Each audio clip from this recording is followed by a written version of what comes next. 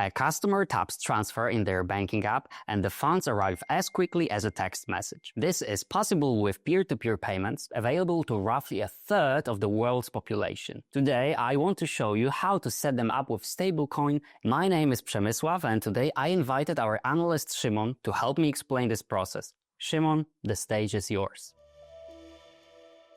Thanks for the warm welcome. Let's dive into the subject. First, let's define the objective. We want peer-to-peer cross-border payments, for example, in the Gulf region. So customers in, say, the UAE will be able to send money to Bahrain in seconds. Today, instant rates in the Gulf clear inside 30 seconds, but only within one jurisdiction and usually low set limits. For large cross-border payments, it can take up to 2 days. With a stablecoin, we'll try to reduce the time to 5 seconds. The system must also follow American KYC standards because many correspondent banks demand it. The conditions we have to meet are outlined by a Wolfsberg Questionnaire. The fee should not be more than a fraction of a cent. We also want to comply with all local and international regulations and begin by establishing retail payments first, moving to interbank payments in the future. Let's sum up the objectives. We want to quickly build a fast, low-cost, fully compliant payment system, first between people, then between banks. Okay, so how do we accomplish this? We need to make a design choice. Let's talk through our choices for the coin itself.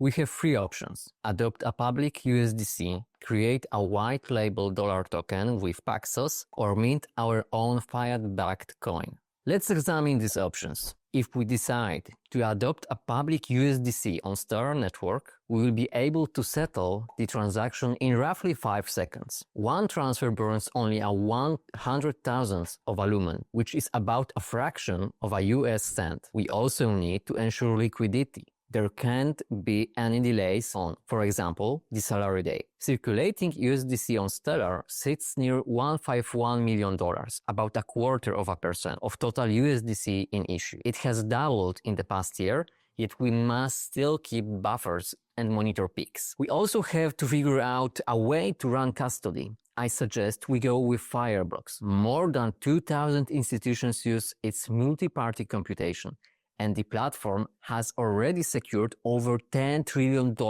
in digital asset transfers. That gives us bank-grade signing policies without building hardware security modules ourselves. Okay, this sounds solid, but what about the other options? What if we badged a token with Paxos? Paxos operates in Abu Dhabi global market. We could pay it to mint a dollar token that carries our name while Paxos manages reserves and attestation. Standard Chartered holds the collateral, so we will avoid balance sheet drag. However, Paxos issues stablecoins on Ethereum and Arbitrum. We would need a bridge on Stellar or else run those chains directly, which increases complexity. This is doable, but let's skip this option for now. The third route is our own coin. We would form a special purpose issuer, place full value reserves, and obtain a new license. Abu Dhabi consultation paper on fiat referenced tokens outlines capital, audit, and disclosure duties. Review and approval could take close to a year. As we have discussed at the beginning,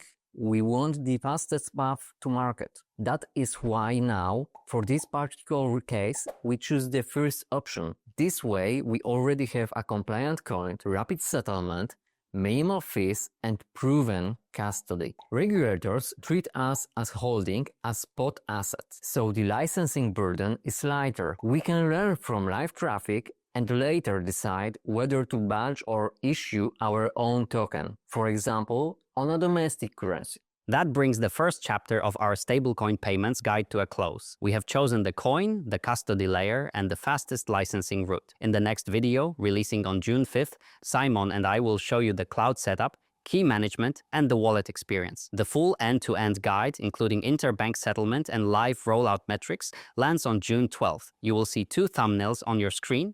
Tap the one on the left for part 2 when it goes live. Tap the one on the right for the complete guide once it drops on the 12th of June. If one of those thumbnails is still grayed out, Hit subscribe and tap the bell button so YouTube lets you know the moment each video drops. See you in the next video.